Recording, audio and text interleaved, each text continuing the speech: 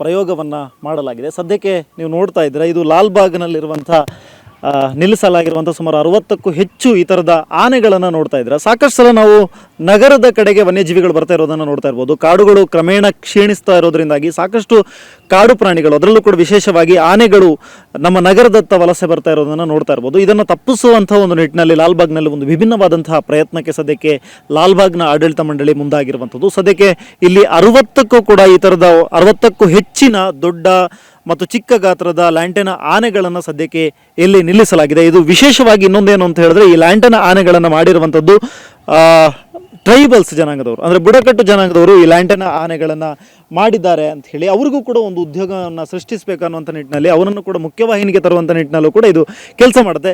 ಸದ್ಯಕ್ಕೆ ಇದರ ಬಗ್ಗೆ ಮಾತನಾಡೋದಕ್ಕೆ ತೋಟಗಾರಿಕೆ ಇಲಾಖೆಯ ಜಂಟಿ ನಿರ್ದೇಶಕರಾಗಿರುವಂಥ ಡಾಕ್ಟರ್ ಎಂ ಜಗದೀಶ್ ಅವರು ನಮ್ಮ ಜೊತೆಗಿದ್ದಾರೆ. ಬನ್ನಿ ಅವ್ರನ್ನ ಮಾತನಾಡಿಸೋಣ.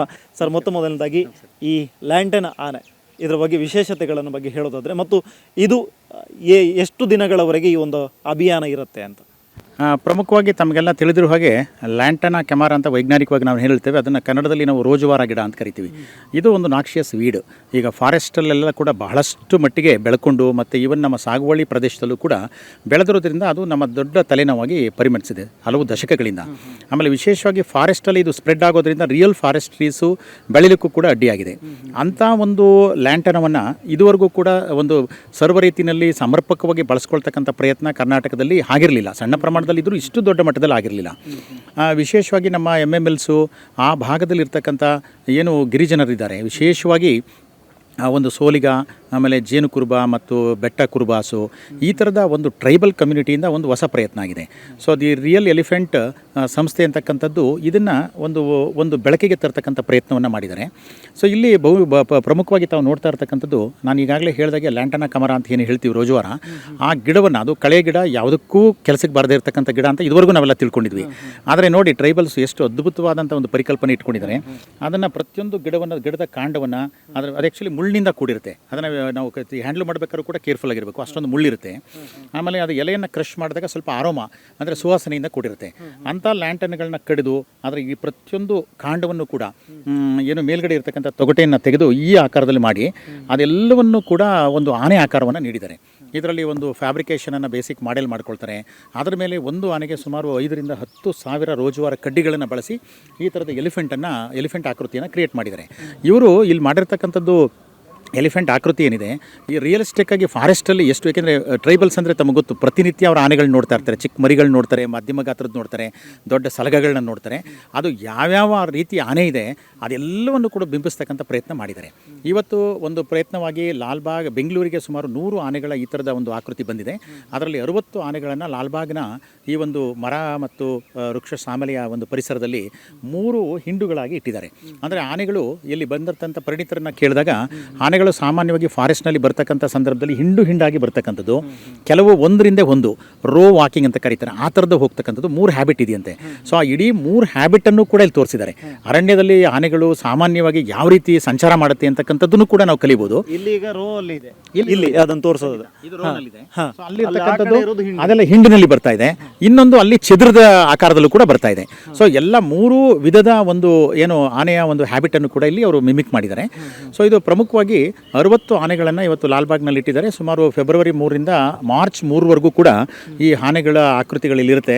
ಖಂಡಿತ ಲಾಲ್ಬಾಗ್ಗೆ ಭಾಳಷ್ಟು ಜನ ಈಗ ಬಂದಂಥವ್ರಂತೂ ಅದು ಏನು ಆಬಾಲ ವೃದ್ಧಿಯಾಗಿ, ವಿಶೇಷವಾಗಿ ಮಕ್ಕಳಂತೂ ಆನೆಗಳು ಸಣ್ಣ ಮರಿಗಳ ಮುಂದೆ, ದೊಡ್ಡ ಸಲಗಗಳ ಮುಂದೆ ನಿಂತು ಮತ್ತು ಆನೆಗಳ ಹಿಂಡಿನ ಮುಂದೆ ನಿಂತ್ಕೊಳ್ತು ಫೋಟೋ ತೆಗೆಸ್ಕೊಳ್ತಕ್ಕಂಥ ಒಂದು ಅವಕಾಶ ನಿಜಕ್ಕೂ ಕೂಡ ಎಲ್ರಿಗೂ ಇದೆ. ಆದ್ದರಿಂದ ಹೆಚ್ಚಿನ ಸಂಖ್ಯೆಯಲ್ಲಿ ಸಾರ್ವಜನಿಕರು ಬರಬೇಕು.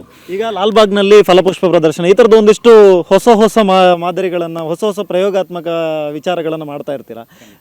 ಆ ಥರ ಮಾಡಿದಾಗಲೂ ಕೂಡ ಅದಕ್ಕೊಂದು ಎಕ್ಸ್ಟ್ರಾ ಚಾರ್ಜಸ್ ಅಂತೆಲ್ಲ ಪೇ ಮಾಡಬೇಕಾಗತ್ತೆ.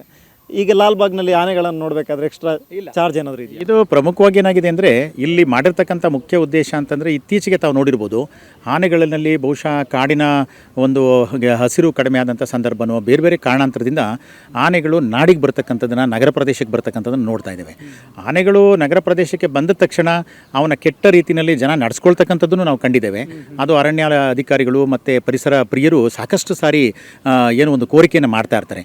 ಯಾವುದೇ ಕಾಡು ಪ್ರಾಣಿಗಳು ಹೊರಗಡೆ ಬಂದಂತಹ ಸಂದರ್ಭದಲ್ಲಿ ಅದನ್ನು ಅನಾವಶ್ಯಕವಾಗಿ ತೊಂದರೆ ಮಾಡಬಾರ್ದು. ಅದನ್ನು ಸಾವಧಾನದಿಂದ ಹೋಗಲಿಕ್ಕೆ ಬಿಡಬೇಕು. ಅರಣ್ಯ ಸಿಬ್ಬಂದಿಗಳು ಪರಿಣಿತರಿಂದ ಮುಖಾಂತರ ಅದನ್ನು ಮತ್ತೆ ಅರಣ್ಯಕ್ಕೆ ಮರಳುವಂಥ ಪ್ರಯತ್ನ ಮಾಡಬೇಕು ಅಂತ. ಆದರೆ ಕಲ್ಲಿನಲ್ಲಿ ಹೊಡೆಯೋದು, ಅದನ್ನು ಓಡಿಸ್ಕೊಂಡು ಹೋಗೋದು, ಬೇರೆ ಬೇರೆ ಹಿಂಸೆ ಕೊಡ್ತಕ್ಕಂಥದ್ದು ನಾವು ನೋಡಿದ್ದೇವೆ. ಆದ್ದರಿಂದ ಇದು ಮುಖ್ಯವಾದಂಥ ಅವರ ಉದ್ದೇಶ ಏನಂತಂದರೆ ಕಾಡು ಪ್ರಾಣಿಗಳು ಮತ್ತು ಮನುಷ್ಯನ ನಡುವೆ ಸಹಬಾಳ್ವೆ ಮತ್ತು ಸಾಮರಸ್ಯ, ಕೋ ಎಕ್ಸಿಸ್ಟೆನ್ಸ್ ಅಂತ ಏನು ಕರಿತೇವೆ, ಅದು ಇರಬೇಕು. ಸೊ ಈ ಮುಖಾಂತರ ಇದೊಂದು ದೊಡ್ಡ ಒಂದು ಸಂದೇಶವನ್ನು ಕೊಡಬೇಕು ಅಂತಕ್ಕಂಥ ಮೂಲ ಉದ್ದೇಶದಿಂದ ಇದನ್ನು ಇಲ್ಲಿ ತಂದಿದ್ದಾರೆ. ಮತ್ತು ವಿಶೇಷವಾಗಿ ಇದು ನೋಡಿ, 100 ಸ್ಟ್ರಕ್ಚರ್ಸಲ್ಲಿ 60 ಆನೆಗಳಿದೆ. ಇನ್ನು 40 ಸುಮಾರು ನಗರದ 8-9 ಪ್ರದೇಶಗಳಲ್ಲಿ ಇಟ್ಟಿದ್ದಾರೆ. ಮತ್ತು ಈ ಥರದ ಸುಮಾರು 250 ಆನೆಗಳ ಪ್ರತಿಕೃತಿಗಳನ್ನು ಮಾಡ್ತಕ್ಕಂಥ ಒಂದು ಪ್ರಯತ್ನ ಮಾಡಿದರು. ಮೊದಲ ಭಾಗವಾಗಿ 100 ಆನೆಗಳು ಲಂಡನ್ನಿನ ರಾಯಲ್ ಫ್ಯಾಮಿಲಿಗೆ ಹೋಗಿದೆ. ಯಾವುದು ನಮ್ಮ ಇದು ರಾಯಲ್ ಅಲ್ಲಿ ಇರತಕ್ಕಂಥ ಅರಮನೆಗೆ ಕೊಟ್ಟಿದ್ದಾರೆ ಆಗಲೇ ಆ 100 ಆಕೃತಿಗಳನ್ನು. ಇಲ್ಲಿ ಸುಮಾರು 1 ಮಂತ್ ಮಾರ್ಚ್ 3ರ ನಂತರ ಈ ಎಲ್ಲ ಸ್ಟ್ರಕ್ಚರ್ಸು ಕೂಡ ಯುನೈಟೆಡ್ ಸ್ಟೇಟ್ಸ್ ಆಫ್ ಅಮೆರಿಕಾಗೆ ಹೋಗ್ತಾ ಇದೆ. ಈ ಸ್ಟ್ರಕ್ಚರ್ಸು ಹೌದು. ಅಲ್ಲಿ ಕೂಡ ಇವುಗಳನ್ನು ಇಟ್ಟು ಪ್ರಕೃತಿ ಮತ್ತು ಮಾನವನ ನಡುವೆ ಒಂದು ಸಹಬಾಳ್ವೆ ಮತ್ತು ಸಾಮರಸ್ಯದ ಸಂಕೇತವಾಗಿ ಅಲ್ಲಿ ಒಂದು ಅವೇರ್ನೆಸ್ ಕ್ಯಾಂಪೈನನ್ನು ಮಾಡಿ ಮತ್ತೆ ಈ ಆನೆಗಳು ಇಂಡಿಯಾಕ್ಕೆ ಬರ್ತವೆ. ಇಲ್ಲಿ ಬಂದ ನಂತರ ಆ್ಯಕ್ಷನ್ ಮಾಡೋದ್ರ ಮುಖಾಂತರ ಅದು ಹಣವನ್ನು ಏನು ಬರುತ್ತೆ, ಹಣ ನಿಜವಾಗ್ಲೂ ಕೂಡ ಟ್ರೈಬಲ್ ಪೀಪಲ್ಗೆ ಕೊಡ್ತಕ್ಕಂಥ ಪ್ರಯತ್ನವನ್ನು ಮಾಡ್ತಕ್ಕಂಥದ್ದು ಉದ್ದೇಶ ಇದೆ.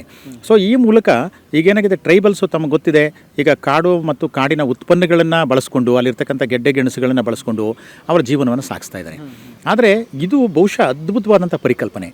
ಕಸದಿಂದ ರಸ ಅಂತಕ್ಕಂಥ ಒಂದು ಕಾನ್ಸೆಪ್ಟ್ ನಾವು ಏನು ಹೇಳ್ತೇವೆ, ಅದು ಅಕ್ಷರಶಃ ಈ ಒಂದು ಪರಿಕಲ್ಪನೆಗೆ ಸೂಟ್ ಆಗ್ತದೆ. ಸರ್, ಈಗ ಇದು ತಯಾರಿಸೋದಕ್ಕೆ ಎಷ್ಟು ದಿನ ಬೇಕಾಗುತ್ತೆ? ಎಷ್ಟು ಏನಾದ್ರು ಖರ್ಚಿದ್ರೆ ಬೇರೆ? ಈಗ ಇಲ್ಲಿ ಮೊಳೆಗಳನ್ನು ಬಳಸಿದ್ದಾರೆ, ಈ ಥರದ್ದೆಲ್ಲ ಒಂದಿಷ್ಟು ಸಣ್ಣ ಪುಟ್ಟ ಖರ್ಚುಗಳೆಲ್ಲ ಸೇರಿ ಎಷ್ಟು ಖರ್ಚಾಗುತ್ತೆ ಒಂದು ಆನೆಗೆ? ಒಂದು ಆನೆ ಮರಿ ಮಾಡೋದಕ್ಕೆ ಎಷ್ಟು ಇದು ಖರ್ಚಾಗುತ್ತೆ? ನಿರ್ಮಾಣದ ಖರ್ಚು ಎಷ್ಟು? ಮತ್ತು ಆಕ್ಷನ್ ಮಾಡಿದ್ರೆ ಎಷ್ಟಕ್ಕೆ ಹೋಗ್ಬೋದು? ಅಲ್ಲ, ಪ್ರಮುಖವಾಗಿ ಈ ವಿಚಾರಗಳನ್ನ ಏನು ಪರಿಣಿತರು ಬಂದಿದ್ದಾರೆ ಅವರಿಂದ ನಾವು ಒಂದು 2-3 ದಿವಸಗಳಿಂದ ತಿಳ್ಕೊಂಡ್ವಿ. ಒಂದು ಆನೆಯನ್ನು ತಯಾರು ಮಾಡಲಿಕ್ಕೆ ಒಂದು ಐರನ್ ಫ್ಯಾಬ್ರಿಕೇಷನ್ ಬೇಕಾಗ್ತದೆ. ಆನೆಯ ಆಕೃತಿನಲ್ಲೇ ಒಂದು ಐರನ್ ಫ್ಯಾಬ್ರಿಕೇಷನ್ ರೆಡಿ ಆಗುತ್ತೆ. ಆನೆಯ ಆಕೃತಿಯ ಮೇಲೆ ಒಂದು ದೊಡ್ಡದಾದಂಥ ಏನು ರೋಜುವಾರ ಲ್ಯಾಂಟನದ ಒಂದು ಟ್ರಂಕನ್ನು ಅವರು ನೇಲಿಂಗ್ ಮಾಡ್ತಾರೆ, ಅಂದರೆ ಒಂದು ಟೈಯಿಂಗ್ ಮಾಡ್ತಾರೆ. ಆ ಟ್ರಂಕಿನ ಮೇಲ್ಗಡೆ ಈ ಥರದ ವುಡನನ್ನು ನೇಲಿಂಗ್ ಮಾಡಿದ್ದಾರೆ. ಸಾವಿರಾರು ಮೊಳೆಗಳನ್ನು ಯೂಸ್ ಮಾಡಿದ್ದಾರೆ, ಸಾವಿರಾರು ಲ್ಯಾಂಟನಾದ ಟ್ರಂಕ್ಗಳನ್ನ ಯೂಸ್ ಮಾಡಿ ಇದನ್ನು ಮಾಡಿದ್ದಾರೆ.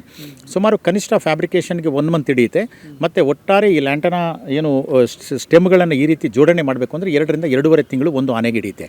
ಅಂಡ್ ಒನ್ಸ್ ಅಗೇನ್ ಅದು it depends on the size of the elephant. ಈಗ ಅಲ್ಲಿ ನೋಡೋದಾದರೆ ದೊಡ್ಡ ಆನೆಗಳಿದೆ, ಸಣ್ಣ ಮರಿಗಳಿದೆ, ಮಧ್ಯಮ ಗಾತ್ರ ಇದೆ. ಸಣ್ಣ ಆನೆಗಳಿಗೆ ಬಹುಶಃ ಅದು ಒಂದು 15 ದಿವಸ ಬೇಕಾಗ್ತದೆ, ದೊಡ್ಡ ಆನೆಗಳಿಗೆ 1.5 ತಿಂಗಳು, ಬೇರೆದಕ್ಕೆ 2 ತಿಂಗಳು ಬೇಕಾಗುತ್ತೆ. ಒಟ್ಟಾರೆ 3.5 ತಿಂಗಳು ಕಾಲ ಒಂದು ಆನೆಯನ್ನು ತಯಾರು ಮಾಡಲಿಕ್ಕೆ 3 ಜನದಿಂದ 5 ಜನ ಕಾರ್ಮಿಕರು ಇದಕ್ಕೆ ಇನ್ವಾಲ್ವ್ ಆಗ್ತಾರೆ ಅಂತಕ್ಕಂಥ ಮಾಹಿತಿಯನ್ನು ಅವರು ಕೊಟ್ಟಿದ್ದಾರೆ. ಬಹುಶಃ ಕಾಸ್ಟ್ ಬಗ್ಗೆ ನಾವು ಇನ್ನೂ ಕೂಡ ವಿವರವನ್ನು ಪಡೆದುಕೊಂಡಿಲ್ಲ, ಅದು ಬಹುಶಃ ಅವರಿಂದನೇ ನಾವು ಕೇಳಬೇಕಾಗುತ್ತೆ. ಧನ್ಯವಾದ. ಸದ್ಯಕ್ಕೆ ಇದು ಲಾಲ್ಬಾಗ್ನ ಈ ಒಂದು ಪಾರ್ಕ್ ಏನಿದೆ, ಇದರಲ್ಲಿ ಸಾಕಷ್ಟು ಜನರನ್ನು ಕೂಡ ಸೆಳೀತಾ ಇದೆ. ಸಾಕಷ್ಟು ಜನ ನೋಡ್ತಾ ಇರ್ಬೋದು, ಸೆಲ್ಫಿಗೆ ಕೂಡ ಬರ್ತಾ ಇರುವಂಥದ್ದು. ಸಾಕಷ್ಟು ಜನರ ಇದು ಮುದ ನೀಡಿದೆ ಅಂತ ಹೇಳ್ಬೋದು. ಸಾಕಷ್ಟು ಜನ ಇದಕ್ಕೆ ಈಗ ಆಕರ್ಷಿತರಾಗಿದ್ದಾರೆ. ಈ ಒಂದು ಲ್ಯಾಂಟನ ಆನೆಗೆ ಈಗ ಸದ್ಯಕ್ಕೆ ಸಾಕಷ್ಟು ರೀತಿಯಲ್ಲಿ ಜನ ಆಕರ್ಷಣೆಗೆ ಒಳಗಾಗ್ತಾ ಇರುವಂಥದ್ದು. ಜೊತೆಗೆ ಇದು ಅವ್ರು ಮಾತನಾಡ್ತಾ ಇರಬೇಕಾದ್ರೆ ಜಗದೀಶ್ ಅವರು ಹೇಳ್ತಾ ಇದ್ರು, ಇದು ಸಂಪೂರ್ಣವಾಗಿ ಕಸದಿಂದ ರಸ, ಯಾವುದೂ ಕೂಡ ಕಾಡಿನಲ್ಲಿ ನಿಷ್ಪ್ರಯೋಜಕವಾಗಿರುವಂಥ ಒಂದು ಸಸ್ಯದಿಂದ ತಯಾರಿಸಿರುವಂಥ ಒಂದು ಸಸ್ಯ. ಇದರಿಂದಾಗಿ ಇದು ಕಸದಿಂದ ರಸ ಅಂತ ತಯಾರಿಸಿರುವಂಥ ಒಂದು ಪ್ರಾಡಕ್ಟ್. ಹಾಗಾಗಿ ಇದು ಮುಂದಿನ ಒಂದಿಷ್ಟು ದಿನಗಳಲ್ಲಿ 1 ತಿಂಗಳವರೆಗೂ ಕೂಡ ಲಾಲ್ಬಾಗ್ನಲ್ಲಿರುತ್ತೆ. ಆ ಬಳಿಕ ಇದು ವಿದೇಶಕ್ಕೆ ಹೋಗುತ್ತೆ, ವಿದೇಶಗಳಿಂದ ಮತ್ತೆ ವಾಪಸ್ ಇಂಡಿಯಾಗೆ ಬರುತ್ತೆ ಆ್ಯಕ್ಷನ್ ಆಗಿ. ಆ ನಂತರ ಆಕ್ಷನ್ನಲ್ಲಿ ಬಂದಂಥ ದುಡ್ಡನ್ನು ಟ್ರೈಬ್ಸ್ಗೆ ಕೊಡಬೇಕು ಅನ್ನುವಂಥ ನಿರ್ಧಾರವನ್ನು ಕೂಡ ಸದ್ಯಕ್ಕೆ ಅವರು ಹೇಳಿದ್ರು. ಇವಿಷ್ಟು ಲಾಲ್ಬಾಗ್ನಲ್ಲಿರುವಂಥ ಲ್ಯಾಂಟನ ಆನೆಗಳ ಬಗ್ಗೆ ಮಾಹಿತಿ. ನೀವು ಕೂಡ ಬನ್ನಿ, ಲಾಲ್ಬಾಗ್ನಲ್ಲಿ ವಿಸಿಟ್ ಮಾಡಿ, ಲ್ಯಾಂಟನ ಆನೆಗಳ ಜೊತೆ ಫೋಟೋವನ್ನು ತಗೊಳ್ಳಿ. ಕ್ಯಾಮರಾ ಪರ್ಸನ್ ದೀಪಕ್ ಜೊತೆ ಸ್ವಸ್ತಿಕ ನ್ಯಾಡಿ, ಏಷ್ಯಾನೆಟ್ ಸುವರ್ಣ ನ್ಯೂಸ್.